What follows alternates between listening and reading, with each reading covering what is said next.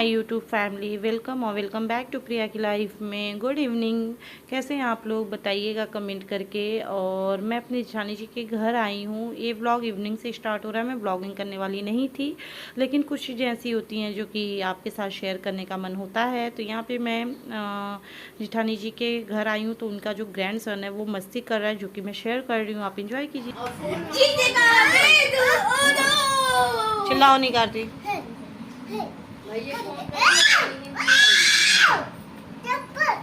ये भैया डुग्गू जीत गए, भैया डुग्गू जीत गए, डुग्गू डुग्गू जीत गए। देखा, चप्पल छीन लिया रे। हाँ आई के। तो आई होप आपने एंजॉय किया होगा मेरी जेठानी जी के ग्रैंडसन की मस्ती। और यहाँ पे पीछे जेठानी जी हैं, साथ में मेरे उनके ननद की बेटी चल रही हैं, जिनको मैंने यहाँ पे यूट्यूब में नहीं लेके आई फ्रंट ऑफ फेस, क्योंकि किसी को अच्छा लगे किसी को बुरा लगे, सो इस वजह से। और यहाँ पे आज मैं व्लॉगिंग नहीं स्टार्ट की थी घर से, क्योंकि मैं व्लॉगिंग करने ही वाली नहीं थी। बहुत बार मैंने जेठानी जी के घर आई हूँ तो आपको बताया है, थोड़ा बहुत शेयर भी किया है, लेकिन यहाँ आने के बाद सडन प्रोग्राम चेंज हो गया पार्क आने का। ये जो पार्क है वो हमारे घर से 8 या 9 किलोमीटर्स दूर है। तो 4 लोग हम थे, तो फिर हम कॉलोनी में से ही आए, क्योंकि अगर हम गाड़ी करते भी ना तो गाड़ी से ज़्यादा दूर नहीं है, लाइक 1 या 2 किलोमीटर का फ़र्क पड़ता। तो मैंने उनसे बोला कि जब हम इतना पैदल चले लिए हैं तो 1-2 किलोमीटर और सही बातें करते हुए निकल जाएंगे, क्या फिर गाड़ी करें। तो गाड़ी नहीं किया था। धूप नहीं थी, लेकिन चिपचिपी सी गर्मी थी, जो होता है ना, बिल्कुल कपड़े चिपक जाते हैं उस तरीके की गर्मी थी। और मैं साड़ी में थोड़ी सी अनकंफर्टेबल थी। अगर मुझे पता रहा होता कि ऐसा कुछ होगा तो मैं सूट पहन के आती। और आज मुझे अपनी बेटी बहुत ज़्यादा याद आ रही थी, क्योंकि जो जेठानी जी की बेटी है ना, इनकी एज और मेरी बेटी के एज में आई थिंक 3-4 साल का फासला होता। बट कार्तिक इनके साथ भी बहुत भाई बहन की तरह आपको लग ही रहे होंगे यहाँ पे, कि भाई बहन की तरह बिल्कुल साथ साथ चल रहे थे जहाँ भी जा रहे थे, और बहुत एक दूसरे के साथ अच्छा टाइम स्पेंड किए। और मैं भी बहुत बेफिक्र होके मतलब अपना टाइम स्पेंड की, इंजॉय की। तो मुझे कहीं ना कहीं ये फील हुआ कि सच में 2 बच्चे होने ही चाहिए।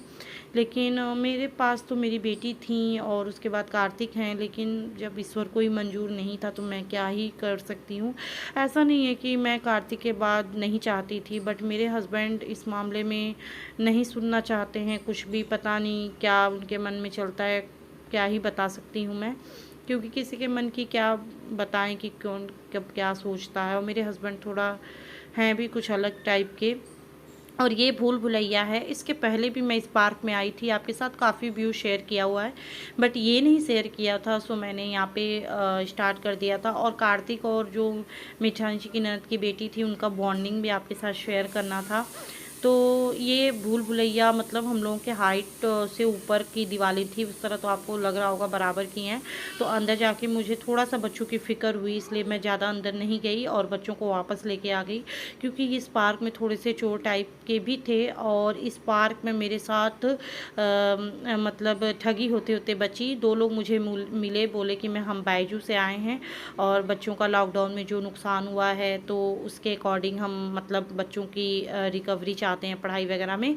मैं उनको बोल भी रही थी कि मेरा बेटा ठीक है, 80% उसके ऑलमोस्ट आए थे, तो नहीं तो वो बोल रहा है आप स्कॉलरशिप के लिए अप्लाई कर सकती है, ऐसा वैसा। तो फिर मैंने कहा ठीक है। तो उन्होंने नाम और ये स्कूल नेम और मेरा मोबाइल नंबर सब कुछ ले लिया। उसके बाद फिर उन्होंने बोला कि आपके मोबाइल पे OTP आई होगी, आप बता दीजिए। और मैं उस समय पे शूट नहीं कर पाई, क्योंकि मैं जेठानी जी फ़ोटो देख रही थी, तो मैं हाथ में मेरे कैमरा नहीं था। और यहाँ पे ये देखिए कितना सुंदर व्यू है ना, ये स्विमिंग पूल टाइप का, बिल्कुल साफ़ पानी था। और यहाँ कार्तिक और ये जो बच्ची हैं, दोनों लोग बहुत इन्जॉय किए। बहुत अच्छा मतलब मेरा ये पल था।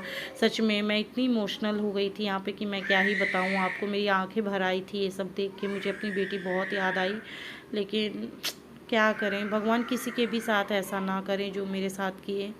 तो फिर मैंने उनको OTP देने से मना कर दिया। मैंने कहा मैं OTP नहीं दूंगी। और यहाँ इन दोनों बच्चों के लिए मैंने ये ख़रीदा, ये मिल रहा था तो। और तो कुछ वैसा खाने का बाहर था, तो बाहर हमने खिलाया था, लेकिन मैंने शूट नहीं किया क्योंकि बहुत ज़्यादा रश था। फ़ोन वगैरह भी छीनने के चांसेस होते हैं यहाँ पे, तो इसलिए मैंने शूट नहीं किया। तो मैं ओटीपी नहीं बताई तो मतलब बच गया, लेकिन फिर भी मैंने अपने बेटे का नाम स्कूल नेम बताया था, तो भी मुझे रात भर नींद नहीं आई। तो मैंने अपनी हबी जी को बताया इस बारे में, तो उन्होंने बोला ऐसा कुछ नहीं होगा, वो मतलब अकाउंट हैकर थे, तो होपफुली कुछ कोई प्रॉब्लम आगे ना हो। तो बस ये व्लॉग मैंने यहीं तक का बनाया था और आपके साथ जो भी इस दिन हुआ था वो शेयर किया। उम्मीद करती हूँ कि आपको ये व्लॉग पसंद आया हो, और ये जो मैंने जानकारी दी है प्लीज़ कभी भी किसी को कोई डिटेल्स ना दें तो चलिए दे देते हैं तो कोई बात नहीं, लेकिन ओटीपी वगैरह कभी किसी को ना बताएं, नहीं तो आपका 2 मिनट में अकाउंट खाली हो जाएगा। तो और वो बहुत अच्छे से आए थे, लग रहा था कि सच में ऐसे ही कुछ होंगे, बट हैकर थे वो। तो चलिए इस ब्लॉग का एंड करती हूँ, उम्मीद करती हूँ पसंद आया होगा। नए हैं तो सब्सक्राइब कर लीजिएगा, पुराने हैं तो कमेंट लाइक शेयर कर दीजिएगा। मिलती हूँ नए ब्लॉग में, बाय।